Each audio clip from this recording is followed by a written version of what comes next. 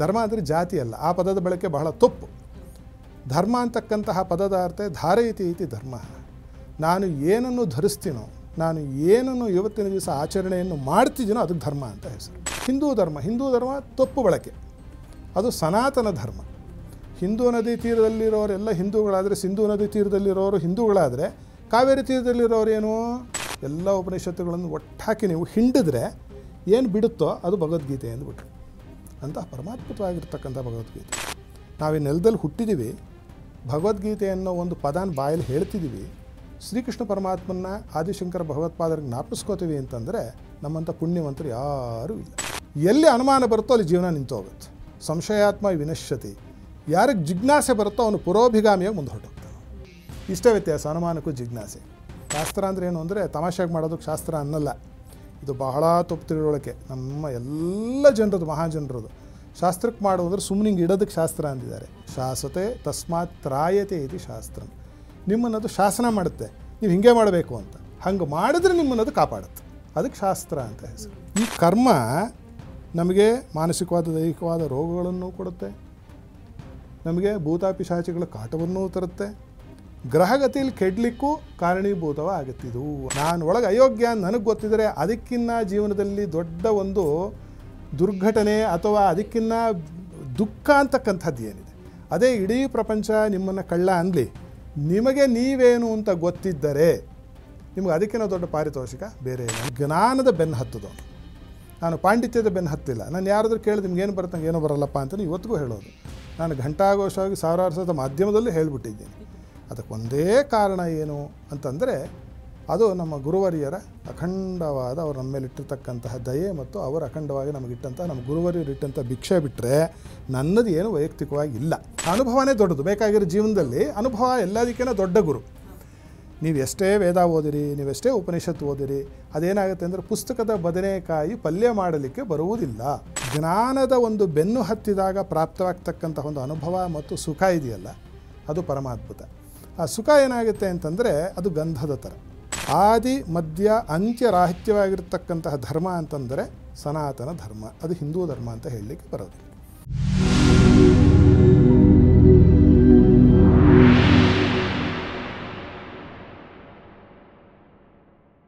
ನಮಸ್ಕಾರ. ಟಿವಿ ವಿಕ್ರಮದ ವಿಶೇಷ ಸರಣಿಗಳ ಹೊಸ ಸಂಚಿಕೆ, ಹೊಸ ಕಾರ್ಯಕ್ರಮ ಹಂಸಧ್ವನಿ ಕಾರ್ಯಕ್ರಮಕ್ಕೆ ನಿಮ್ಮೆಲ್ಲರಿಗೂ ಕೂಡ ಆತ್ಮೀಯವಾದ ಸ್ವಾಗತ. ವೀಕ್ಷಕರೇ, ಜೀವನ ಅಂದಮೇಲೆ ಕಷ್ಟ ನಷ್ಟ, ಸುಖ ದುಃಖ, ನೋವು ನಲಿವುಗಳು ಇದ್ದತೆ. ಆದರೆ ಬಂದ ಸಮಸ್ಯೆಗಳನ್ನು ನಾವು ಯಾವ ರೀತಿ ಎದುರಿಸ್ತೀವಿ, ಯಾವ ರೀತಿ ಸ್ಪಂದಿಸ್ತೀವಿ ಅನ್ನೋದು ಬಹಳ ಮುಖ್ಯವಾಗುತ್ತೆ. ಎಲ್ಲವೂ ಕೂಡ ನಾವು ನೋಡುವಂಥ ದೃಷ್ಟಿಕೋನದ ಮೇಲೆ ಅವಲಂಬಿತವಾಗಿರುತ್ತೆ. ದೈಹಿಕ ಅನಾರೋಗ್ಯಗಳೇ ಇರಬಹುದು, ಮಾನಸಿಕ ತೊಳಲಾಟಗಳೇ ಇರಬಹುದು, ಅಥವಾ ಜೀವನದಲ್ಲಿ ಬರುವಂತಹ ಸಮಸ್ಯೆಗಳೇ ಇರಬಹುದು. ಎಲ್ಲದಕ್ಕೂ ಮೂಲ ಕಾರಣ ನಮ್ಮ ಮನಸ್ಸು ಅಂದರೆ ತಪ್ಪಾಗಲ್ಲ ಅಂತ ಅನಿಸುತ್ತೆ. ನಮ್ಮ ಮನಸ್ಸು, ನಮ್ಮ ಯೋಚನಾ ಲಹರಿ, ನಾವು ಪ್ರತಿಸ್ಪಂದಿಸುವಂತಹ ರೀತಿ, ಇದೆಲ್ಲದಕ್ಕೂ ಕೂಡ ಯೋಗದ ತಳಹದಿ ಇದೆ, ಆಧ್ಯಾತ್ಮಿಕತೆಯ ಬುನಾದಿ ಇದೆ. ಜೀವನದಲ್ಲಿ ಇಂತಹ ಅರ್ಥಪೂರ್ಣ ವಿಷಯಗಳನ್ನು, ಉಪಯುಕ್ತ ಮಾಹಿತಿಗಳನ್ನು ನೀಡುವಂತಹ ಕಾರ್ಯಕ್ರಮವೇ ಹಂಸಧ್ವನಿ ಕಾರ್ಯಕ್ರಮ. ಹಾಗಾದರೆ ಹಂಸಧ್ವನಿ ಕಾರ್ಯಕ್ರಮದಲ್ಲಿ ನಮ್ಮೊಟ್ಟಿಗಿರಲಿದ್ದಾರೆ ಬಹಳ ತತ್ವಜ್ಞಾನಿಗಳು ಆಗಿರಬಹುದು, ಜೊತೆಗೆ ಒಂದು ರೀತಿ ಯೋಗ ಸೂತ್ರದ ಮಾರ್ಗದರ್ಶಕರು, ಆಧ್ಯಾತ್ಮಿಕತೆಯ ದಾರ್ಶನಿಕರು, ವೇದಶಾಸ್ತ್ರ ಪಾರಂಗತರು, ಧರ್ಮಶಾಸ್ತ್ರ ಪರಿಣಿತರು ಆಗಿರುವಂತಹ ಹಂಸಶ್ರೀ ಸವಿತೃ ಶರ್ಮಾ ಗುರೂಜಿಗಳು ಇವತ್ತು ನಮ್ಮೊಟ್ಟಿಗಿದ್ದಾರೆ. ಗುರುಗಳು ಬಹಳ ಚಿಕ್ಕ ವಯಸ್ಸಿನಲ್ಲೇ ನಮ್ಮ ಸನಾತನ ಧರ್ಮದ ಸಂಸ್ಕೃತಿ ಪರಂಪರೆಯನ್ನು ಅರಿತು ಅಳವಡಿಸಿಕೊಂಡು ಮನುಕುಲದ ಒಳಿತಿಗಾಗಿ ಶ್ರಮಿಸುತ್ತಾ ಬಂದಿದ್ದಾರೆ. ಅವರ ಆಳವಾದ ಅಧ್ಯಯನ, ಅವರ ಜ್ಞಾನ, ಅವರ ತಿಳುವಳಿಕೆ ಎಲ್ಲವೂ ಕೂಡ ಇವತ್ತು ನಮಗೆ, ನಮ್ಮ ವೀಕ್ಷಕರಿಗೆ ಸಿಗುವಂತಹ ಒಂದು ಸೌಭಾಗ್ಯ. ಹಾಗಾದರೆ ಗುರೂಜಿಯನ್ನು ಇವತ್ತಿನ ಕಾರ್ಯಕ್ರಮಕ್ಕೆ ಬರಮಾಡಿಕೊಳ್ಳೋಣ. ಗುರೂಜಿ, ನಿಮಗೆ ನಮ್ಮ ಕಾರ್ಯಕ್ರಮಕ್ಕೆ ಆತ್ಮೀಯವಾದ ಸ್ವಾಗತ. ಗುರೂಜಿ, ಶ್ರೀ ಗುರುಭ್ಯೋ ನಮಃ.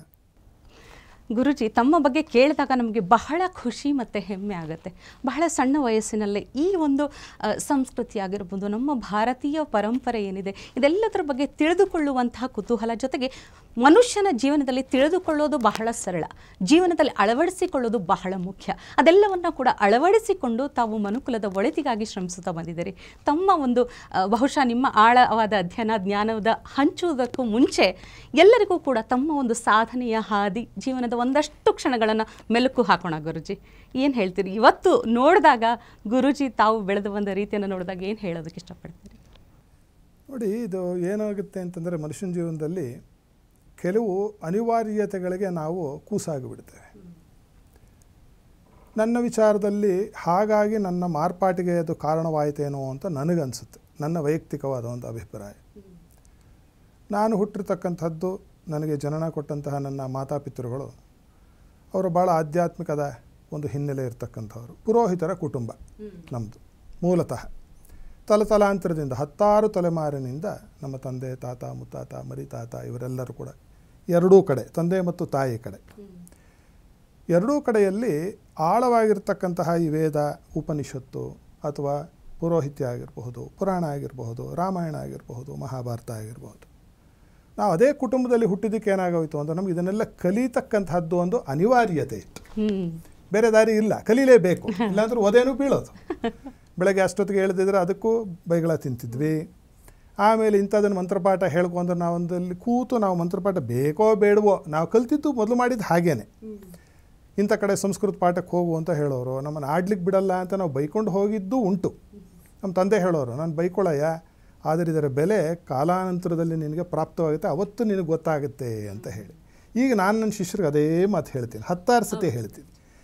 ಈ ರೀತಿಯಾಗಿ ಒಂದು ಅನಿವಾರ್ಯತೆ, ಆ ಕುಟುಂಬದಲ್ಲಿ ಹುಟ್ಟಿದ್ವಿ ಅಂತ ಕಲ್ತಿದ್ದು ಮೊದಲಲ್ಲಿ. ಅದರ ಬಗ್ಗೆ ನಮಗೇನು ಆಸ್ತಿ ಇರಲಿಲ್ಲ, ವಿಚಾರನೂ ಗೊತ್ತಿರಲಿಲ್ಲ. ಅದರ ಒಂದು ಹರಹು, ಅದರ ಒಂದು ಪಸೆ, ಅದರ ಒಂದು ಆಳ, ಅದರ ಒಂದು ಪ್ರಾಪ್ತಿ ಏನೂ ಗೊತ್ತಿಲ್ಲ, ಎಲ್ಲ ಚಿಕ್ಕ ವಯಸ್ಸು ನಮಗೆ.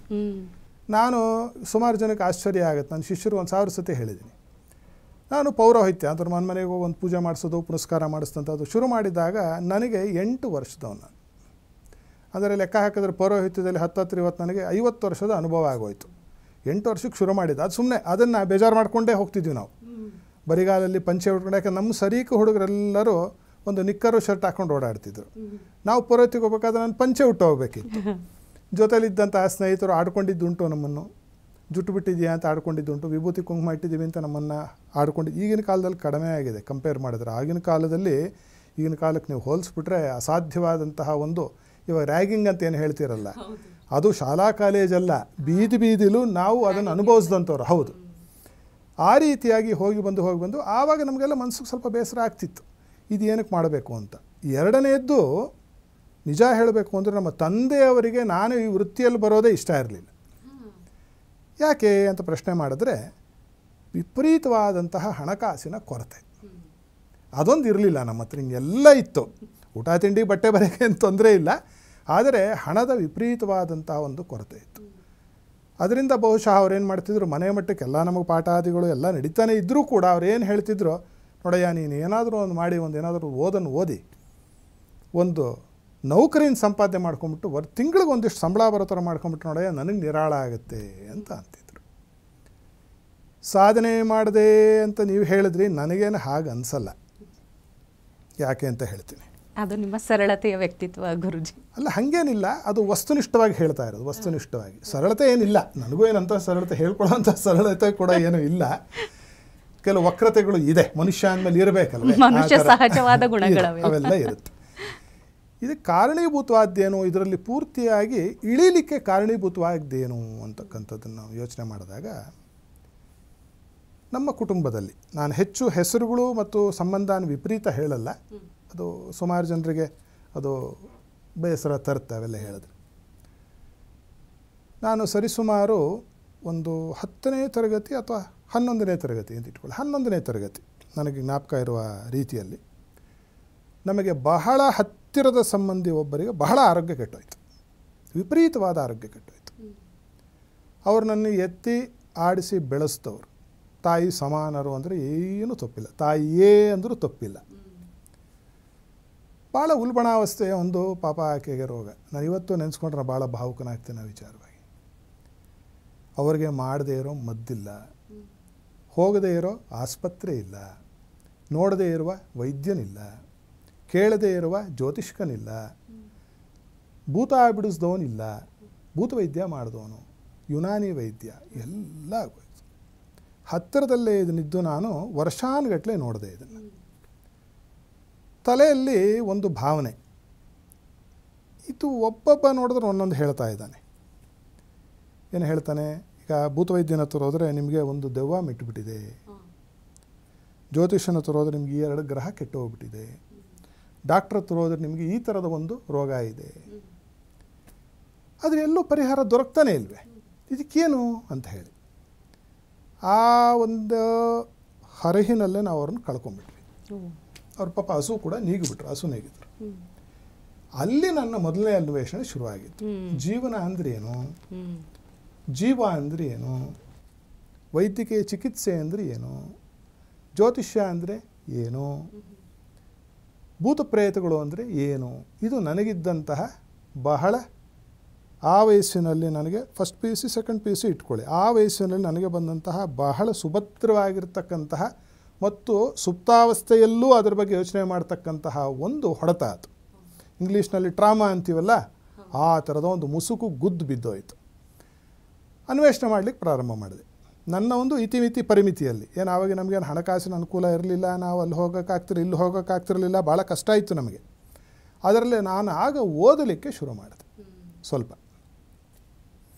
ಓದಲಿಕ್ಕೆ ಶುರು ಮಾಡಿದ ಮೊಟ್ಟ ಮೊದಲಲ್ಲಿ ಏನು ಅಂತಂದರೆ, ಆವಾಗ ಸ್ವಲ್ಪ ನನಗೆ ಈ ನಮ್ಮ ಸನಾತನ ಧರ್ಮ, ನಮ್ಮ ನಡುವಳಿ, ನಮ್ಮ ಪೂಜೆ ಪುನಸ್ಕಾರಗಳು, ನಮ್ಮ ಕೈಂಕರ್ಯಗಳು, ಇವೆಲ್ಲದರ ಬಗ್ಗೆ ಸ್ವಲ್ಪ ನನಗೇನಾಯಿತು ಅಂದರೆ ಅನುಮಾನ ಬರಲಿಕ್ಕೆ ಪ್ರಾರಂಭ ಆಗಿದ್ದಲ್ಲಿ, ಇದರಲ್ಲಿ ಇದೆಯಾ ನಿಜವಾ ಇವೆಲ್ಲ, ಏನೂ ಆಗಲೇ ಇಲ್ವಲ್ಲ ಇಷ್ಟು ಮಾಡಿನೂ ಅಂತ ಹೇಳಿ. ಸರಿ, ಅಸಾಧ್ಯವಾದ ರೋಗ ಅಂತ ಅವ್ರು ಹೇಳಿದ್ರು ವೈದ್ಯರು, ಆಯಿತು, ಅವ್ರದ್ದೇನೋ ಒಂದು ಜೀವನ ಮುಗಿದೋಯ್ತು. ಬೇರೆಯವರ ಗತಿ ಏನು ಜೀವನದಲ್ಲಿ? ಹೀಗೆ ಆದರೆ ಇದಕ್ಕೆ ಏನು ಅರ್ಥವೇ ಇಲ್ಲವೇ, ಇದಕ್ಕೇನೋ ಒಂದು ಕೊನೆ ಇಲ್ಲವೇ, ಇದಕ್ಕೊಂದು ಯಾವುದೇ ಔಷಧಿ ಇಲ್ಲವೇ ಅಂತ ಹೇಳಿ ಮಾಡಿದಾಗ, ನಮ್ಮ ಗುರುಗಳು, ನಮ್ಮ ತಂದೆ ಕಳಿಸ್ತಿದ್ರಲ್ಲ ಸಂಸ್ಕೃತ ಪಾಠಕ್ಕೆ, ಅವ್ರು ಹೇಳಿದ ಒಂದು ಶ್ಲೋಕ ನನಗೆ ಜ್ಞಾಪಕ ಬಂತು. ವೈದ್ಯ ವದಂತಿ ಕಫಪಿತ್ತ ಮರುದ್ವಿಕಾರಾನ್ ಜ್ಯೋತಿರ್ವಿದೋ ಗ್ರಹಗತಿಂ ಪರಿವರ್ತಯಂತಿ ಭೂತಾಭಿಷಂಗಯತಿ ಭೂತವಿದೋ ವದಂತಿ ಪ್ರಾಚೀನ ಕರ್ಮಬಲವನ್ ಮುನಯೋ ವದಂತಿ. ಅದ್ಭುತವಾದ ಶ್ಲೋಕ.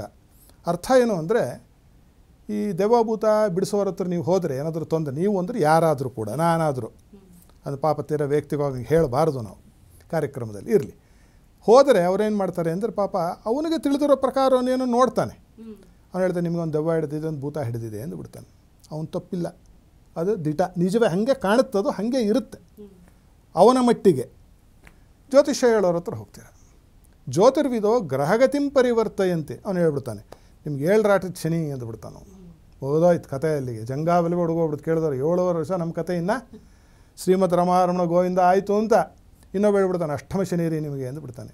ಇನ್ನೊಬ್ಬ ಹೇಳ್ತಾನೆ, ನಿಮಗೆ ರಾಹುದಶೆ, ಅಷ್ಟೇ ನಿಮ್ಮ ಕತೆ. ಸುಳ್ಳು ಹೇಳಿರಲ್ಲ ಪಾಪ ಅವರು. ಅವರ ಜ್ಞಾನ ವ್ಯಾಪ್ತಿಯ ಒಂದು ಚೌಕಟ್ಟಿನಲ್ಲಿ ಪಾಪ ಅವರು ಸರಿನೇ ಹೇಳಿರ್ತಾರೆ, ಅನುಭವಿಸೋನಿಗೆ ತಪ್ಪಲ್ಲ. ಯಾಕೋ ಸರಿ ಹೋಗಲಿಲ್ವಲ್ಲ ಅಂತ ಡಾಕ್ಟ್ರ್ ಹತ್ರ ಹೋಗ್ತೀವಿ. ನೀವು ಹೇಳಿದ್ರಲ್ಲ ಮನಸ್ಸು ಎಲ್ಲದಕ್ಕೂ ಮೂಲ, ಸೈಕ್ಯಾಟ್ರಿಸ್ಟ್ ಹತ್ರ ಹೋಗ್ತೀವಿ. ಅವ್ರು ಹೇಳ್ತಾರೆ, ಇಲ್ಲ ನಿಮಗೆ ಪ್ರಾಬ್ಲಮ್ ಆಗಿಬಿಟ್ಟಿದೆ, ನಿಮಗೆ ಡೊಪಮೈನ್ ಲೆವೆಲ್ಲು, ಸಿರೋಟಿನಿನ್ ಲೆವೆಲ್ ಬಿದ್ದೋಗ್ಬಿಟ್ಟಿದೆ, ಸಿರ್ಕ್ಯಾಡಿಯನ್ ರಿದಮ್ ಕೆಟ್ಟೋಗ್ಬಿಟ್ಟಿದೆ, ನಿಮಗೆ ಬ್ರೈನ್ ಕೆಮಿಲ್ಸ್ ಹಿಂದೆ ಮುಂದೆ ಆಗ್ಬಿಟ್ಟಿದೆ, ನೀವೇನು ಮಾಡಿ ಇಷ್ಟು ಜನ ಈ ಮಾತ್ರೆ ನುಂಗಿ ಅಂತ ಅವ್ರು ಹೇಳ್ತಾರೆ. ಅವರು ಓದಿರೋ ಅವರ ತಿಳುವಳಿಕೆ ಪ್ರಕಾರ ಅವರೂ ಸರಿಯೇ. ಈ 3ರಲ್ಲಿ ಯಾವ್ದು ನಿಜ ಅಂತ ತೊಗೋಬೇಕು ನಾವು. ಅದು ಕೊನೇ ಸಾಲಿನಲ್ಲಿ ಇಲ್ಲಿ ಒಂದು ಅವರೇನು ಮಾಡಿದ್ರು, ಒಂದು ಡಿಕ್ಟಮ್ ಶಾಸ್ತ್ರ ಹೇಳಿದ್ರು. ಶಾಸ್ತ್ರ ಅಂದರೆ ಏನು ಅಂದರೆ ತಮಾಷೆಗೆ ಮಾಡೋದಕ್ಕೆ ಶಾಸ್ತ್ರ ಅನ್ನಲ್ಲ, ಇದು ಬಹಳ ತಪ್ಪು ತಿಳುವಳಿಕೆ ನಮ್ಮ ಎಲ್ಲ ಜನರದು, ಮಹಾಜನರದು. ಶಾಸ್ತ್ರಕ್ಕೆ ಮಾಡೋದ್ರೆ ಸುಮ್ಮನೆ ಹಿಂಗೆ ಇಡೋದಕ್ಕೆ ಶಾಸ್ತ್ರ ಅಂದಿದ್ದಾರೆ. ಶಾಸ್ತ್ರ ಅಂದರೆ ಏನಂದರೆ ಕ್ಲಾಸಿಕಲ್ ಡಿಕ್ಟಮ್ಸ್ ಅಂತ ನಾವು ಆಂಗ್ಲ ಭಾಷೆಯಲ್ಲಿ ಕರಿತೀವಿ, ಅದಕ್ಕೆ ಶಾಸ್ತ್ರ. ಶಾಸತೆ ತಸ್ಮಾತ್ ತ್ರಾಯತೆ ಇದು ಶಾಸ್ತ್ರಂ. ನಿಮ್ಮನ್ನದು ಶಾಸನ ಮಾಡುತ್ತೆ, ನೀವು ಹಿಂಗೆ ಮಾಡಬೇಕು ಅಂತ. ಹಂಗೆ ಮಾಡಿದ್ರೆ ನಿಮ್ಮನ್ನದು ಕಾಪಾಡುತ್ತೆ, ಅದಕ್ಕೆ ಶಾಸ್ತ್ರ ಅಂತ ಹೆಸರು. ಪ್ರಾಚೀನ ಕರ್ಮಬಲವನ್ನು ಮುನಯೋವದಂತಿ, ಒಂದೇ ಲೈನ್. ನಿಮ್ಮ ಪ್ರಾಚೀನ ಕರ್ಮ ಇದೆಯಲ್ಲ, ಅದು ಇಷ್ಟಕ್ಕೂ ಮೂಲ ಕಾರಣ ಅಂಥೇಳಿ ಋಷಿಗಳು, ಮುನಿಗಳು, ಸಿದ್ಧಪುರುಷರು ಹೇಳ್ತಾರೆ ಅಂತ ಇದರ ಅರ್ಥ. ಅಲ್ಲಿಗೇನಾಯಿತು, ಈ ಕರ್ಮ ನಮಗೆ ಮಾನಸಿಕವಾದ ದೈಹಿಕವಾದ ರೋಗಗಳನ್ನು ಕೊಡುತ್ತೆ, ನಮಗೆ ಭೂತಾಪಿಶಾಚಿಗಳ ಕಾಟವನ್ನೂ ತರುತ್ತೆ, ಗ್ರಹಗತಿಯಲ್ಲಿ ಕೆಡಲಿಕ್ಕೂ ಕಾರಣೀಭೂತವಾಗುತ್ತಿದ್ದು ಅಂತಕ್ಕಂಥದ್ದಾಯಿತು. ಅಲ್ಲಿಗೆ ಈಗ ನಾವು ಏನು ಸರ್ ಮಾಡ್ಕೊಳ್ಳಿಕ್ಕೆ ಹೊರಡಬೇಕು ಅಂದರೆ, ನಮ್ಮ ಕರ್ಮವನ್ನು ಸರಿ ಮಾಡಿಕೊಳ್ಳಬೇಕು. ಕರ್ಮ ಅಂದರೆ ಏನು ಅಂತಂದರೆ ನಾವು ದೈನಂದಿನ ಜೀವನದಲ್ಲಿ ಮಾಡ್ತಕ್ಕಂತಹ ಕೆಲಸ ಕಾರ್ಯ, ಅದು 3 ಥರ ಆಗುತ್ತೆ. ಅದು ಮೊದಲನೆಯದು ಮಾನಸಿಕ, ವಾಚಿಕ ಮತ್ತು ಕಾಯಿಕ. ಇದಕ್ಕೆ ತ್ರಿಕರಣ ಅಂತ ಹೆಸರು. ಈ 3ರಲ್ಲಿ ನಾವು ಏನು ಮಾಡ್ತೀವೋ ಅದು ಹಿಂದಿನ ಜನ್ಮಾಂತರದಿಂದ ಬಂದಿರತಕ್ಕಂತಹ ಕೆಲವು ಬ್ರಾಟ್ ಫಾರ್ವರ್ಡ್ ಅಂತ ಹೇಳ್ತೀವಿ ನಾವು, ಅಕ್ಯೂರ್ಡ್ ಕರ್ಮ, ಸಂಚಿತ ಅಂತ ಹೇಳ್ತೀವಿ. ಅದಕ್ಕೂ ಇದಕ್ಕೂ ತಾಳೆ ಆದಾಗ ಒಳ್ಳೆಯದು ಕೆಟ್ಟದ್ದು ಆಗ್ತಾ ಹೋಗುತ್ತೆ. ಆವಾಗ ನನ್ನ ಮನಸ್ಸಲ್ಲಿ ಬಂದಿರತಕ್ಕಂಥ ಒಂದು ದೃಢವಾದ ಭಾವನೆ ಏನು ಅಂತಂದರೆ ಕರ್ಮನೇ ಇಲ್ದಂಗೆ ಮಾಡಿಬಿಟ್ರೆ ಅಂತ. ಇದು ಹೇಗೆ ಸಾಧ್ಯ? ಕರ್ಮನೇ ಇಲ್ದಂಗೆ ಭಗವದ್ಗೀತೆ ಶ್ರೀಕೃಷ್ಣ ಪರಮಾತ್ಮ ಹೇಳಿರೋದೇ ಇದನ್ನು. ಇಡೀ ನಿಮಗೆ 18 ಅಧ್ಯಾಯದ ಗೀತೆಯಲ್ಲಿ ಜಗದ್ಗುರು ಆಗಿರ್ತಂಥ ಕೃಷ್ಣ ಪರಮಾತ್ಮ ಭಗವದ್ಗೀತೆಯನ್ನು ಆದಿಗುರು ಶಂಕರ ಭಗವತ್ಪಾದಾಚಾರ್ಯರು ಏನು ಹೇಳ್ತಾರೆ ಅಂದರೆ, ಸಕಲ ಉಪನಿಷತ್ ಸಾರೋಯಂ ಗ್ರಂಥ. ಎಲ್ಲ ಉಪನಿಷತ್ತುಗಳನ್ನು ಒಟ್ಟಾಕಿ ನೀವು ಹಿಂಡಿದ್ರೆ ಏನು ಬಿಡುತ್ತೋ ಅದು ಭಗವದ್ಗೀತೆ ಅಂದ್ಬಿಟ್ರು. ಅಂತಹ ಪರಮಾತ್ಮವಾಗಿರ್ತಕ್ಕಂಥ ಭಗವದ್ಗೀತೆ. ನಾವು ಈ ನೆಲದಲ್ಲಿ ಹುಟ್ಟಿದ್ದೀವಿ, ಭಗವದ್ಗೀತೆ ಅನ್ನೋ ಒಂದು ಪದಾನ ಬಾಯಲ್ಲಿ ಹೇಳ್ತಿದ್ದೀವಿ, ಶ್ರೀಕೃಷ್ಣ ಪರಮಾತ್ಮನ ಆದಿಶಂಕರ ಭಗವತ್ಪಾದರಿಗೆ ಜ್ಞಾಪಿಸ್ಕೋತೀವಿ ಅಂತಂದರೆ ನಮ್ಮಂಥ ಪುಣ್ಯವಂತರು ಯಾರೂ ಇಲ್ಲ. ಇದು ಬಹಳ ನಾವು ಗರ್ವ ಮತ್ತು ಹೆಮ್ಮೆ ಪಡಬೇಕಾಗಿರ್ತಕ್ಕಂಥ ವಿಚಾರ. ಕೃಷ್ಣ ಪರಮಾತ್ಮ ಭಗವದ್ಗೀತೆಯಲ್ಲಿ ಅರ್ಜುನನಿಗೆ ಹೇಳಿದ್ದೇ ಇದು. ಅರ್ಜುನನಿಗೊಬ್ಬನಿಗೆ ಹೇಳಿದ್ದಲ್ಲ, ನಾನು ಅರ್ಜುನ, ನೀವು ಅರ್ಜುನ, ನಮ್ಮ ಕ್ಯಾಮ್ರಾಮನ್ ನಿಂತಿರೋರು ಅವರು ಅರ್ಜುನ.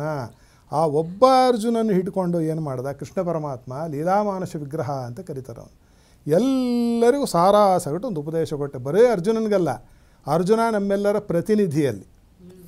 ಆ ಕರ್ಮರಾಹಿತ್ಯತೆ ಅಂದರೆ ಕರ್ಮ ಅನಿವಾರ್ಯ. ನೀವು ಕೇಳಿದ್ರೆ ಅದು ಹೆಂಗಾಗುತ್ತೆ ಅಂತ ಒಳ್ಳೆ ಪ್ರಶ್ನೆ. ಅದು ಬರಬೇಕು, ಆ ಜಿಜ್ಞಾಸೆ ಬಂದರೆ ನಾವು ಮುಂದಕ್ಕೆ ಹೋಗೋದು ಜೀವನದಲ್ಲಿ. ಎಲ್ಲಿ ಅನುಮಾನ ಬರುತ್ತೋ ಅಲ್ಲಿ ಜೀವನ ನಿಂತು ಹೋಗುತ್ತೆ. ಸಂಶಯಾತ್ಮ ವಿನಶ್ಯತಿ.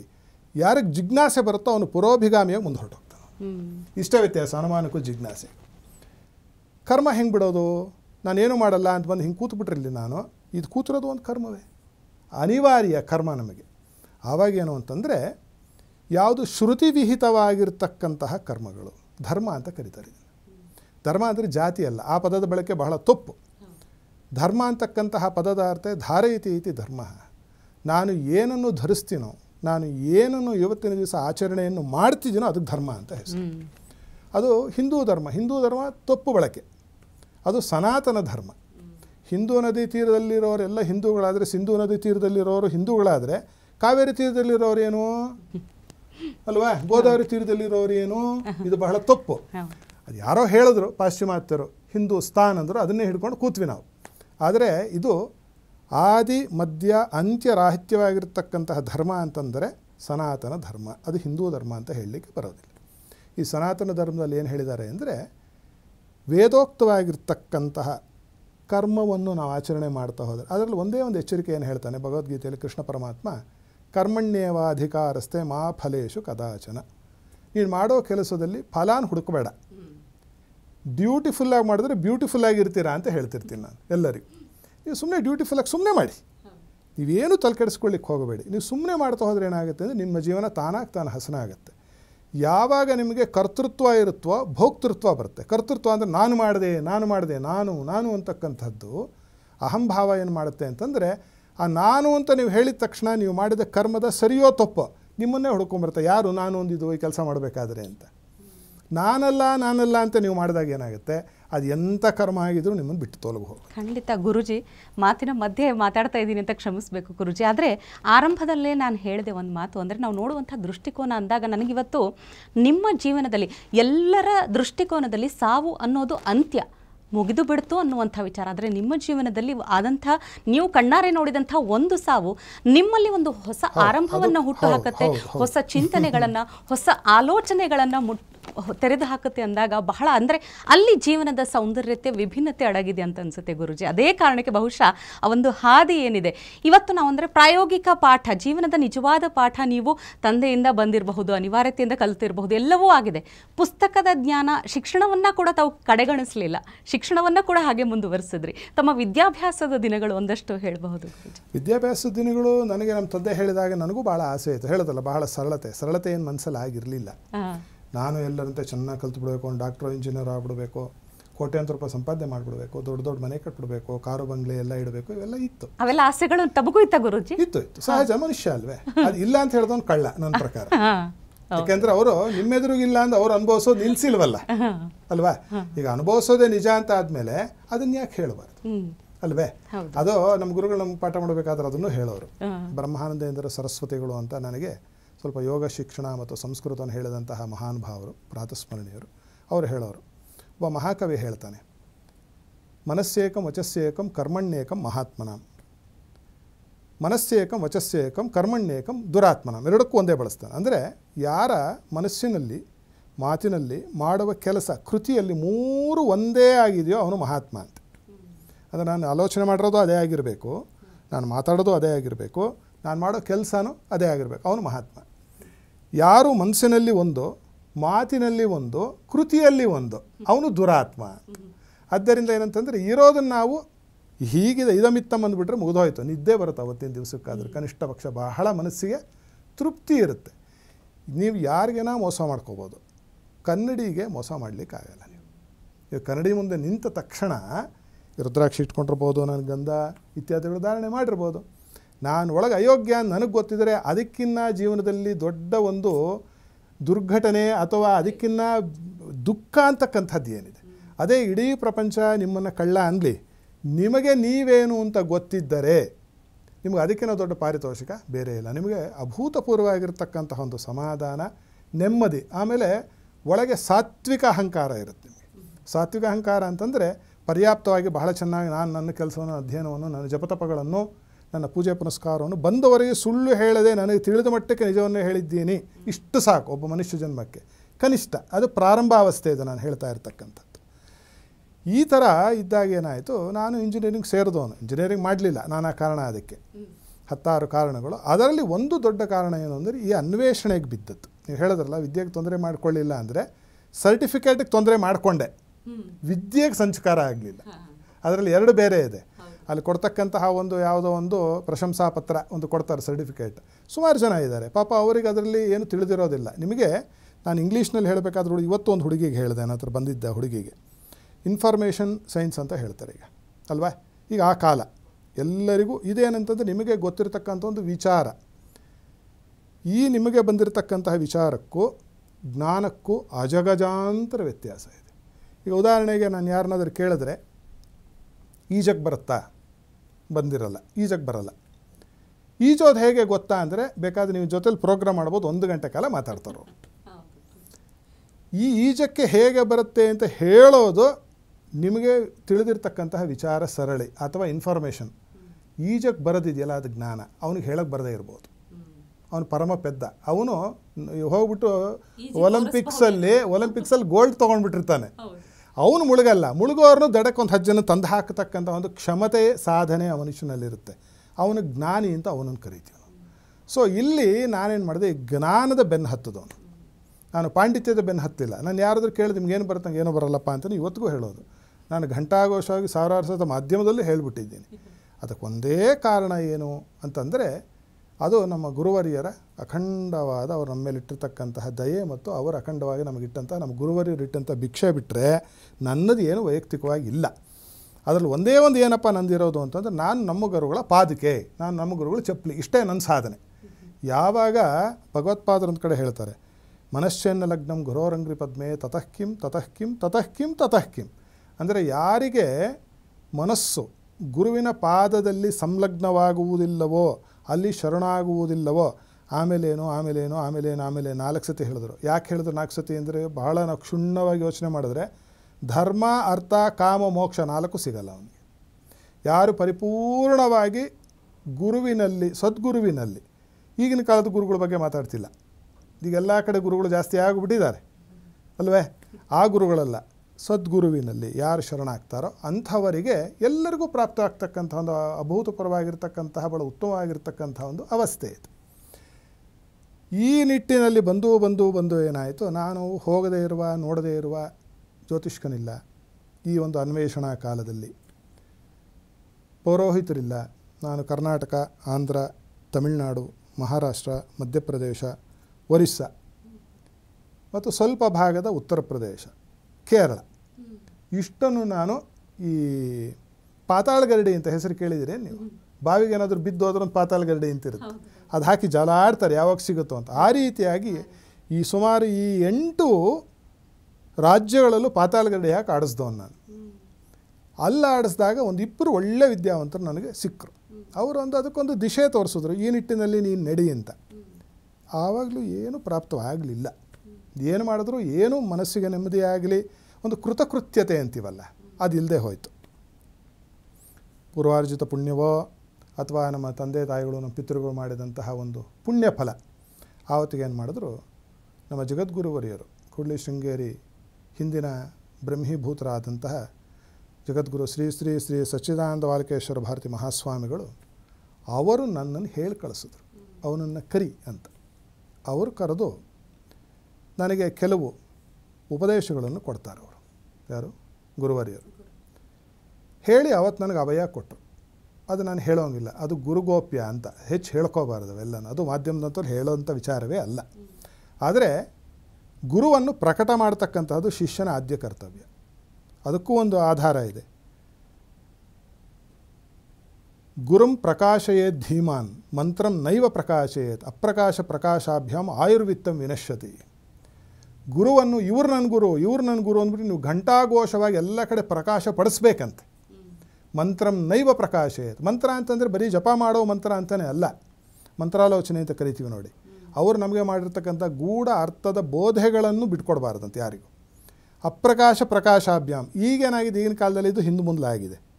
ಅದೇನಾಗಿದೆ, ಗುರು ಯಾರು ಅಂತಲೇ ಯಾರಿಗೂ ಗೊತ್ತಿಲ್ಲ. ಕೆಲವರಿಗೆ, ಎಲ್ಲರ ಬಗ್ಗೆ ಮಾತಾಡ್ತಿಲ್ಲ, ಆದರೆ ಗೊತ್ತಿದ್ದು ಹೇಳ್ತಿಲ್ಲ ಕೆಲವರು, ಇವರು ನಮ್ಮ ಗುರುಗಳು ಅಂತ. ಯಾಕೆಂದರೆ ಅವ್ರು ನೋಡೋ ಕಪ್ಪಗಿದ್ದಾರೆ ಅಂತನೋ ಅಥವಾ ಅವ್ರ ಮೂಗು ಸೊಟ್ಟ ಇದೆ ಅಂತನೋ ನನಗಂತೂ ಗೊತ್ತಿಲ್ಲ. ಸುಮಾರು ಜನ ಗುರುವನ್ನು ಪ್ರಕಟ ಮಾಡುವುದಿಲ್ಲ, ಮಾಡಿ ಅಂತ ಹೇಳ್ತಿದ್ದೀನಿ ನಾನು. ಅದಕ್ಕೋಸ್ಕರ ಮಂತ್ರಂ ನೈವ ಪ್ರಕಾಶಯೇತ್. ಮಂತ್ರ ಎಲ್ಲ ಕಡೆ ಪ್ರಕಟವಾಗಿದೆ.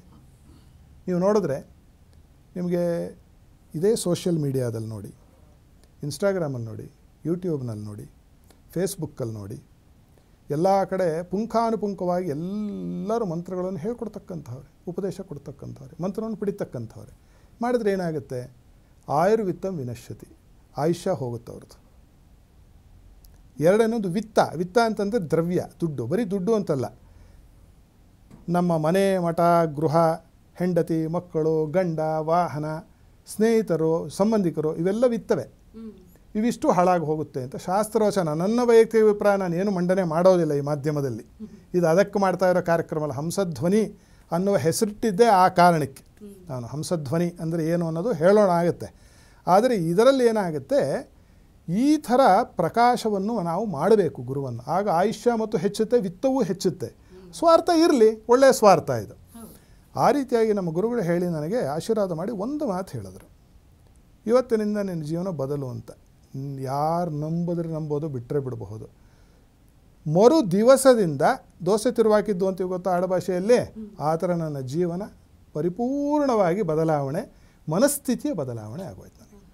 ಪೂರ್ತಿ ಆತ್ಮ ಸಂಸ್ಕಾರ ಅಂತ ಕರೀತಾರೆ. ಒಂದೇ ಒಂದು ಧ್ಯೇಯ ಏನು ಅಂದರೆ ಭಗವದ್ ವಸ್ತುವನ್ನು ಪ್ರಾಪ್ತಿ ಮಾಡಿಕೊಳ್ಳಬೇಕೇನಾದರೂ ಮಾಡಿ ಜೀವನದಲ್ಲಿ. ಭಗವದ್ ವಸ್ತುವಿನ ಒಂದು ಪ್ರಾಪ್ತಿ ಮಾಡ್ಕೊಂಡ್ಬಿಡಬೇಕು ಅಂತಕ್ಕಂತಹ ಅಪರಿಮಿತವಾದ ಒಂದು ಛಲ ನನ್ನಲ್ಲಿ ಉಂಟಾಗುತ್ತೆ. ಗುರು ಕೈ ಹಿಡಿದು ನಡೆಸಿದಂತಹ ದಾರಿಯಲ್ಲಿ ನಾವು ನಡ್ಕೋತಾ ಬಂದ್ವಿ. ನಿಮಗೆ ಈ ಹಳೆಯ ಪೌರಾಣಿಕ ಸಿನಿಮಾಗಳಿರುತ್ತೆ ಗೊತ್ತಾ, ಮಾಯಾಬಜಾರು, ಜಗದೇಕ ವೀರಿಣಿ ಕಥಾ ಅಂತೆಲ್ಲ ಭಾಳ ಚೆನ್ನಾಗಿ ತೆಗಿಯೋರು. ಆ ಥರದ ಸಿನಿಮಾಗಳಲ್ಲಿ ನೀವು ಏನು ನೋಡಿರ್ತೀರಿ ಅಂತಹ ಘಟನೆಗಳು ನೋಡಮ್ಮ ನನ್ನ ಜೀವನದಲ್ಲಿ ನಡೆದಿದೆ. ನನ್ನ ಶಿಷ್ಯವರ್ಗ ನೀವು ಬಂದು ಯಾವಾಗ ಬೇಕಾದರೂ ಇದನ್ನು ನೀವು ಕ್ರಾಸ್ ವೆರಿಫೈ ಮಾಡ್ಕೋಬೋದು. ನನಗೆ ಅಲ್ಲ, ಅವರಿಗೂ ಆಗಿದೆ ನಮ್ಮ ಗುರುಗಳ ದಯೆಯಿಂದ. ಪಾಂಚಭೌತಿಕವಾಗಿ ನಾನು ಇದರ ಅನುಭವವನ್ನು ಪಡೆದವನು. ಇದನ್ನು ಘಂಟಾಘೋಷವಾಗಿ ಹೇಳ್ತೀನಿ. ನಾನು ಪಾಲಿಗ್ರಾಫಿ ಟೆಸ್ಟು ತೊಗೊಳಕ್ಕೆ ಸಿದ್ಧ. ನಾನು ಸುಳ್ಳು ಹೇಳ್ತಿದ್ದೀನೋ ನಿಜ ಹೇಳ್ತಿದ್ದು ಬೇಕಾದರೆ somebody can prove me wrong. ಆ ಮಟ್ಟಕ್ಕೆ ನಮಗೆ ಆ ಅನುಭವ ಯಾವತ್ತಾಯಿತೋ ಆವಾಗೇನಾಯಿತು, ಸ್ವಸ್ಥವಾಗೋಯ್ತು ಮಾನಸ. ಅನುಭವನೇ ದೊಡ್ಡದು. ಬೇಕಾಗಿರೋ ಜೀವನದಲ್ಲಿ ಅನುಭವ ಎಲ್ಲದಕ್ಕಿಂತ ದೊಡ್ಡ ಗುರು. ನೀವು ಎಷ್ಟೇ ವೇದ ಓದಿರಿ, ನೀವೆಷ್ಟೇ ಉಪನಿಷತ್ತು ಓದಿರಿ, ಅದೇನಾಗುತ್ತೆ ಅಂದರೆ ಪುಸ್ತಕದ ಬದನೆಕಾಯಿ ಪಲ್ಯ ಮಾಡಲಿಕ್ಕೆ ಬರುವುದಿಲ್ಲ. ಒಳ್ಳೆ ನಿಮಗೆ ಬದನೆಕಾಯಿ ಚಿತ್ರ, ಅದನ್ನೇನು ವಾಂಗಿಬಾತ್ ಮಾಡೋಣ, ಏನು ಎಣ್ಗಾಯಿ ಮಾಡೋಣ, ನಿಮ್ಮ ಕಡೆದು ಬರೀ ನೋಡಿ ಖುಷಿ ಪಡಬಹುದು ಗುರುಜಿ. ಬಾಯಲ್ಲಿ ಸ್ವಲ್ಪ ಲಾಲಾರಸ ಬರಬಹುದು ಹೆಚ್ಚಾದರೆ. ಆದರೆ ಅದೇ ನಾನು ಅದನ್ನೇ ಹೇಳಿದ್ದು, ಪುಸ್ತಕದ ಬದನೆಕಾಯಿ ಕೆಲಸಕ್ಕೆ ಬರಲ್ಲ. ಅದಕ್ಕೆ ಪಂಡಿತರಿಗೂ ಮತ್ತು ಅನುಭವಸ್ಥರಿಗೂ ಇಷ್ಟು ವ್ಯತ್ಯಾಸ ಆಗುತ್ತೆ. ಆ ಊರಲ್ಲಿರ್ತಕ್ಕಂತಹ ರೈತನಿಗೆ ಏನೂ ಗೊತ್ತಿರೋದಿಲ್ಲ. ಬದನೆಕಾಯಿನ ಬಿಟ್ಟರೆ ಅದಕ್ಕೆ ಇನ್ನೊಂದು ಹೆಸರು ಗೊತ್ತಿರಲ್ಲ. ಅವ್ರ ಮನೆಯಲ್ಲಿ ಪ್ರತಿನಿತ್ಯ ಏನು ಮಾಡ್ತಾರೆ, ಭಾಳ ಚೆನ್ನಾಗಿ ಜೋಳದ ಒಂದು ರೊಟ್ಟಿ ಬಕರಿ ಮತ್ತು ಎಣಗಾಯಿ ಮಾಡ್ಕೊಂಡು ಅವ್ರು ತಿಂದಿದ್ದಾಯಿತು, ರಂಜಕಾನು ಹಾಕ್ಕೊಂಡು. ನಮ್ಮ ಪರಿಸ್ಥಿತಿ ಏನೋ ಅದ್ರ ಬಗ್ಗೆ ನಾವು ವ್ಯಾಖ್ಯಾನ ಹೊಡಿತಾ ಕೂತ್ಕೋತೀವಿ ಈ ಥರದಲ್ಲಿ. ಆ ಥರದಲ್ಲಿ ಏನಾಯಿತು ಅಂದರೆ ಜ್ಞಾನದ ಒಂದು ಬೆನ್ನು ಹತ್ತಿದಾಗ ಪ್ರಾಪ್ತವಾಗ್ತಕ್ಕಂಥ ಒಂದು ಅನುಭವ ಮತ್ತು ಸುಖ ಇದೆಯಲ್ಲ, ಅದು ಪರಮಾದ್ಭುತ. ಆ ಸುಖ ಏನಾಗುತ್ತೆ ಅಂತಂದರೆ ಅದು ಗಂಧದ ಥರ. ನಾವು ಗಂಧ ಹಚ್ಕೊಂಡ್ರೆ ವಾತಾವರಣಕ್ಕೆ ಹೇಗೆ ಹರಡುತ್ತೋ ಆ ರೀತಿಯಾಗಿ ಜ್ಞಾನದ ಒಂದು ಸ್ವಭಾವವೇ ಹಾಗೆ, ಭಗವತ್ತ ಒಂದು ಅವನ ಗುಣವೇ ಹಾಗೆ. ಎಲ್ಲರಿಗೂ ಅದೇನೆಂದರೆ ಭಗ ಅನ್ನುವ ಪದಕ್ಕೆ ಅಷ್ಟೈಶ್ವರ್ಯ ಅಂತ ಹೆಸರು ಸಂಸ್ಕೃತದಲ್ಲಿ. ಯಾರು ಈ ಥರದ ಅಷ್ಟಸಿದ್ಧಿ ಅಷ್ಟೈಶ್ವರ್ಯವನ್ನು ತನ್ನದಾಗಿಸಿಕೊಂಡಿದ್ದಾನೋ ಅಥವಾ ಯಾರ ಕೂಸು ಅಷ್ಟೈಶ್ವರ್ಯ ಮತ್ತು ಅಷ್ಟಸಿದ್ಧಿಗಳು ಆಗಿದೆ, ನವನಿಧಿಗಳಿದೆ, ಅವನಿಗೆ ಭಗವಂತ ಅಂತ ಹೆಸರು. ಅಂತಹ ಭಗವದ್ ವಸ್ತುವಿನ ಒಂದು ಅನುಭವ ಒಂದು ಸತಿ ಆದರೂ ಸಾಕು ಮನುಷ್ಯನಿಗೆ. ಅವನೇನಾಗ್ತದೆ, ತಲೆಯಿಂದ ತೆಗಿಲಿಕ್ಕೆ ಬೆಕ್ತರ ಒಂದು ಸತಿ ಹಾಲು ಕುಡಿದಿರೋದು ಹೆಂಗೋ ಮಾಡಿ ಹಾಲು ಕುಡದೆ ಕುಡಿಯುತ್ತೆ, ಕದ್ದು ಮುಚ್ಚಿ ಆದರೂ ಕುಡಿಯುತ್ತೆ. ಆ ರೀತಿಯಲ್ಲಿ ನನ್ನ ಜೀವನದಲ್ಲಿ ನಮ್ಮ ಗುರುಗಳ ಒಂದೇ ದಯೆಯಿಂದ ಪ್ರಾಪ್ತವಾಗಿದೆ. ನನ್ನ ಸಾಧನೆ ಬಹಳ ಗೌಣ. ನಾವು ಹಾಕಿದ್ದೆಲ್ಲ ಬರೀ 0. ಅದರ ಆದಿಯಲ್ಲಿ ಬಂದು ಒಂದು ಸಂಖ್ಯೆ 9 ಅಂತ ಬರೆದಂಥ ಮಹಾತ್ಮರು ಗುರುಗಳು, ನನ್ನ ಗುರುಗಳು. ಈ ರೀತಿಯಾಗಿ ನಡೆಯಿತು ಜೀವನದಲ್ಲಿ, ನಡೆಸ್ತಾ ಇದ್ದಾರೆ ಗುರುಗಳು. ಇವತ್ತು ಇಲ್ಲಿ ತಂದು ಕೂಡಿಸಿ ಮಾತಾಡಿಸ್ತಾ ಇರೋರು ಅವರೇ ಅಂತಕ್ಕಂಥದ್ದೇ ನನ್ನ ದೃಢವಾದ ಒಂದು ಭಾವನೆಯಲ್ಲ, ನಿರ್ಣಯವೂ ಕೂಡ. ಖಂಡಿತ ಖಂಡಿತ. ಹಂಸಶ್ರೀ ಸವಿತ್ರ ಶರ್ಮಾ ಗುರೂಜಿ ಅಂದ ತಕ್ಷಣ ಇವತ್ತು ನಾಡಿನಾದ್ಯಂತ ಚಿರಪರಿಚಿತ ಗುರೂಜಿಗಳ ಬಹುಶಃ ಇವತ್ತು ನಿಮ್ಮ ಮಾರ್ಗದರ್ಶನದಿಂದ ದಾರಿ ದೀಪವಾಗಿ ಪಡ್ಕೊಂಡಿರುವಂತಹ ಸಾಕಷ್ಟು ಅಪಾರ ಭಕ್ತ ವೃಂದ ಇದೆ, ತಮ್ಮ ಬಾಳನ್ನು ಬೆಳಕಾಗಿಸಿಕೊಂಡವರಿದ್ದಾರೆ. ಅಂದರೆ ಸಾಕಷ್ಟು ವಾಹಿನಿಗಳ ಮೂಲಕ ಗುರೂಜಿಗಳು ತಮ್ಮ ಹಿತವಚನಗಳನ್ನು ನೀಡಿದ್ದಾರೆ. ಆದರೆ ನಮ್ಮ ಹಂಸಧ್ವನಿ ಕಾರ್ಯಕ್ರಮದ ಮೂಲಕ ನಮ್ಮ ವೀಕ್ಷಕರು ಏನನ್ನ ನಿರೀಕ್ಷಿಸಬಹುದು ಅನ್ನೋದನ್ನು ತಾವು ಹೇಳಬೇಕು. ಖಂಡಿತ ಅದೇ ಹೇಳಿದ್ದು ನಾನು. ಇದಕ್ಕೆ ಪೂರ್ವಭಾವಿಯಾಗಿ ಅದಕ್ಕೆ ಒಂದು ಪೀಠಿಕೆ ಹಾಕ್ತೆ. ಹಂಸಧ್ವನಿ ಅಂತ ಇದಕ್ಕೆ ಕಾರ್ಯಕ್ರಮಕ್ಕೆ ಒಂದು ಹೆಸರಿಡಬೇಕು ಅಂತ ನಿರ್ಣಯ ಆಯಿತು. ಹಂಸ ಅನ್ನೋ ಪದಕ್ಕೆ ಎಲ್ಲರಿಗೂ ತಿಳಿದಿರೋ ಹಾಗೆ ಏನು ಅಂತಂದರೆ ಒಂದು ಪಕ್ಷಿ, ಕಾಲ್ಪನಿಕವಾದ ಒಂದು ಪಕ್ಷಿ. ಅದು ನೀರನ್ನು ಹಾಲನ್ನು ಮಿಶ್ರಣ ಮಾಡಿಟ್ರೆ ನೀರನ್ನು ಬಿಟ್ಬಿಟ್ಟು ಹಾಲು ಮಾತ್ರ ಕುಡಿದು ಹೊರಟೋಗುತ್ತೆ ಅಂತ. ಹಂಸಕ್ಷೀರ ನ್ಯಾಯ ಅಂತ, ನ್ಯಾಯ ಅಂತ. ಯೋಗಶಾಸ್ತ್ರದಲ್ಲಿ ಇದಕ್ಕೆ ಪರಮಾದ್ಭುತವಾಗಿರ್ತಕ್ಕಂತಹ ಒಂದು ಅರ್ಥ ಉಂಟು. ಹಂಸಶ್ರೀ ಅಂತ ನನಗೂ ಒಂದು ಅಭಿಧಾನ ಇದೆ ನಮ್ಮ ಗುರುವರಿಯರಿಂದ. ಅದೇ ರೀತಿಯಾಗಿ ನಾವು ಮಹಾನುಭಾವರು ಜಗದ್ಗುರುಗಳನ್ನು ಪರಮಹಂಸರು ಅಂತ ಕರಿತೀವಿ. ಹಂಸ ಅನ್ನೋ ಪದಕ್ಕೆ ಯೋಗದಲ್ಲಿ ಅರ್ಥ ಹಕಾರೇಣ ಬಹಿರ್ಯಾತಿ ಸಕಾರೇಣ ವಿಷೇತ್ ಪುನಃ ಹಂಸಸ್ಸೋಹಂ ಮಂತ್ರೋ ಜೀವೋ ಜಪತಿ ಸರ್ವದಾ ಅಂತ ಒಂದು ಯೋಗಶಾಸ್ತ್ರ ಹೇಳುತ್ತೆ.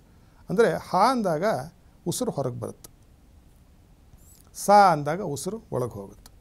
ಈ ಹಂಸ ಅಂತಕ್ಕಂತಹ ಮಂತ್ರನ ಪ್ರತಿಯೊಬ್ಬರು ಜೀವು ಸದಾಕಾಲ ಜಪಿಸ್ತಾ ಇರುತ್ತೆ. ನನ್ನಲ್ಲೂ ನಿಮ್ಮಲ್ಲೂ ಅವರಲ್ಲೂ ಎಲ್ಲರಲ್ಲೂ. ಅದು ಯಾವುದೇ ದೇಶ, ಯಾವುದೇ ಕಾಲ, ಯಾವುದೇ ಬಣ್ಣ, ಯಾವುದೇ ಒಂದು ಲಿಂಗ, ಯಾರೇ ಆಗಿರಬಹುದು, ಅವರೆಲ್ಲರಿಗೂ ಒಂದು ಜೀವ ಅಂತಕ್ಕಂಥದ್ದು ಇದೆಯಾ? ಜೀವ ಇದ್ದೇ ಇದೆ. ಅಣುರೇಣು ತೃಣಾಕಾಷ್ಟದಲ್ಲೂ ಜೀವ ಇದೆ ಅಂತಕ್ಕಂಥ ದರ್ಶನಶಾಸ್ತ್ರದ ಒಂದು ಅಭಿಪ್ರಾಯ ಮತ್ತು ನಿರ್ಣಯ. ಈ ಜೀವ ಇದೆಯಲ್ಲ, ಅದರ ಧ್ವನಿ ಏನು ಅಂತ ಕಂಡುಹಿಡಿಯಲಿಕ್ಕೆ ಹೊರಟಿರೋದು. ಅದನ್ನೇ ಈಗ ನಾವು ಹಂಚಬೇಕು ಅಂತಲೂ ಜನರಿಗಿರೋದು. ಪ್ರಾಣ ಅಲ್ಲ, ನಾನು ಹೇಳ್ತಿರೋ ಜೀವ. ಇನ್ನು ಹೋಗ್ತಾ ಹೋಗ್ತಾ ಮುಂದಿನ ಸಂಚಿಕೆಗಳಲ್ಲಿ ಹೇಳೋಣ. ಪ್ರಾಣ ಅಂದ್ರೇನು, ಜೀವ ಅಂದ್ರೇನು, ಅದೆರಡು ದೊಡ್ಡ ವ್ಯತ್ಯಾಯ. ಜನ ಏನು ತಿಳ್ಕೊಂಡಿದ್ದಾರೆ, ಪ್ರಾಣನೇ ಜೀವ ಅಂತ ತಿಳ್ಕೊಂಡಿದ್ದಾರೆ. ಇಲ್ಲ, ಪ್ರಾಣ ಬೇರೆ, ಜೀವ ಬೇರೆ. ಈ ಜೀವ ಅಂತಕ್ಕಂತಹದ್ದನ್ನೇ ನಮ್ಮಲ್ಲಿ ನಿಮ್ಮಲ್ಲಿ ಎಲ್ಲರಲ್ಲೂ ಓತಪ್ರೋತವಾಗಿರ್ತಕ್ಕಂತಹ ಒಂದು ಭಗವತ್ ವಸ್ತು ಅಂತ ಹೇಳಿರ್ತಕ್ಕಂಥದ್ದು. ಅದರ ಧ್ವನಿನೇ ಹಂಸಧ್ವನಿ. ಅಂದರೆ ಏನಾಯಿತು, ಭಗವದ್ಧ್ವನಿ ಯಾವುದಪ್ಪ ಅಂತಂದರೆ ಒಂದು ಶಾಸ್ತ್ರ, ಅದಕ್ಕೊಂದು ಚೌಕಟ್ಟು, ಅದಕ್ಕೊಂದು ತಳಹದಿ, ಅದಕ್ಕೊಂದು ಬುನಾದಿ, ಅದಕ್ಕೊಂದು ಇತಿ ಮಿತಿ ಗತಿಗಳಿದೆ. ಇದನ್ನು ದಾಟಿದ್ರೆ ಏನಾಗುತ್ತೆ, ಅದು ಅಶಾಸ್ತ್ರೀಯ ಅಂತ ಆಗುತ್ತೆ. ಅಂದರೆ ಇವಾಗ ಹೇಗೆ ಅಂದರೆ ಭಾರತ ದೇಶದಲ್ಲಿ ಇರ್ತಕ್ಕಂತಹ ಒಂದು ಕಾನೂನಿನ ಒಂದು ಚೌಕಟ್ಟು, ಒಂದು ವ್ಯವಸ್ಥೆ ಅಂದ್ಕೊಂಬಿಡೋಣ. ಅದು ಬಿಟ್ಟರೆ ಏನಾಗುತ್ತೆ, ನಮಗೆ ಅದಕ್ಕಾಗಬೇಕಾದ ಶಿಕ್ಷೆ ಆಗುತ್ತೆ. ಅದೇ ರೀತಿಯಾಗಿ ಈ ಭಗವದ್ವಸ್ತುವಿನ ಒಂದು ಪ್ರೇರಣೆಯಿಂದ ಭಗವದ್ವಸ್ತುವಿನ ಬಗ್ಗೆ ನಾನು ಮಾತಾಡಬೇಕು ಅಂತಂದರೆ ನಮ್ಗೆ ಇಷ್ಟ ಬಂದಂಗೆಲ್ಲ ನಾವು ಶಾಸ್ತ್ರವನ್ನು ಪ್ರತಿಪಾದನೆ ಮಾಡುವ ಹಾಗಿಲ್ಲ. ವೇದ ಆಗಿರಬಹುದು, ವೇದಾಂಗಗಳಾಗಿರ್ಬೋದು, ಶಿಕ್ಷಾ ಆಗಿರಬಹುದು, ಕಲ್ಪ ಆಗಿರಬಹುದು, ನಿರುಕ್ತ ಆಗಿರಬಹುದು, ಛಂದಸ್ಸಾಗಿರಬಹುದು, ವ್ಯಾಕರಣ ಆಗಿರ್ಬೋದು, ಜ್ಯೋತಿಷ್ಯ ಆಗಿರ್ಬೋದು, ಇದು 6 ವೇದದ ಅಂಗಗಳು. ಇದನ್ನು ನಾನು ಇಷ್ಟ ಬಂದಂಗೆ ನಾನು ಹೇಳಿದರೆ ಅದು ಒಂದು ಬ್ರಹ್ಮತ್ಯ ದೋಷ ಬರುತ್ತೆ, ಶಾಸ್ತ್ರದಲ್ಲಿ ಉಲ್ಲಿಖಿತವಾಗಿರ್ತಕ್ಕಂಥದ್ದು. ಆದ್ದರಿಂದ ಹಂಸಧ್ವನಿ ಅಂದರೆ ಅದು ಜೀವದ ಭಗವಂತನ ಧ್ವನಿ ಅಂದರೆ ಏನಾಯಿತು, ಸತ್ಯವನ್ನೇ ಹೇಳಿಸುತ್ತೆ ಅಂತಕ್ಕಂತಹ ಒಂದು ನಿರ್ಣಯ. ನನಗೆ ತಿಳಿದಿರ್ತಕ್ಕಂತಹ ಚಿಕ್ಕಾಪುಟ್ಟ ಏನು ವಿಚಾರದ ಬಗ್ಗೆ ನಾನು ಮಾತಾಡ್ತಿದ್ದೀನಿ, ಬೇರೆಯವ್ರ ಬಗ್ಗೆ ಅಲ್ಲ. ಅದನ್ನು ಯಾವುದೇ ಮುಚ್ಚುಮರೆ ಇಲ್ಲದೆ ಅದನ್ನು ನೇರವಾಗಿ ವೀಕ್ಷಕ ಮಹಾಶಯರಿಗೆ ತಲುಪಿಸ್ತಕ್ಕಂಥದ್ದೇ ಹಂಸಧ್ವನಿ ಈ ಕಾರ್ಯಕ್ರಮದ ಮೂಲ ಸದುದ್ದೇಶ ಅಂತ ಹೇಳ್ಬೋದು.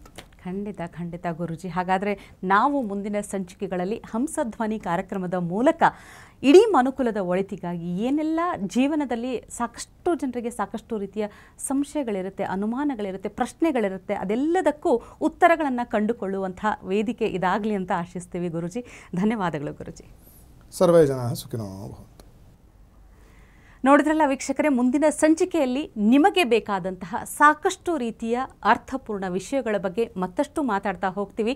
ನಮ್ಮ ಕಾರ್ಯಕ್ರಮದ ವೀಕ್ಷಕರಿಗೆ ನಾನು ಹೇಳೋದಿಷ್ಟೇ, ನೀವು ಕೂಡ ಕಮೆಂಟ್ ಮಾಡಿ ತಿಳಿಸಬಹುದು. ನಿಮ್ಮ ಪ್ರಶ್ನೆಗಳಿದ್ದಲ್ಲಿ ನಿಮ್ಮ ಪ್ರಶ್ನೆಗಳನ್ನು ಕಮೆಂಟ್ ಮಾಡಿ ತಿಳಿಸಬಹುದು. ಮುಂದಿನ ಸಂಚಿಕೆಯಲ್ಲಿ ಮತ್ತೆ ಸಿಗೋಣ.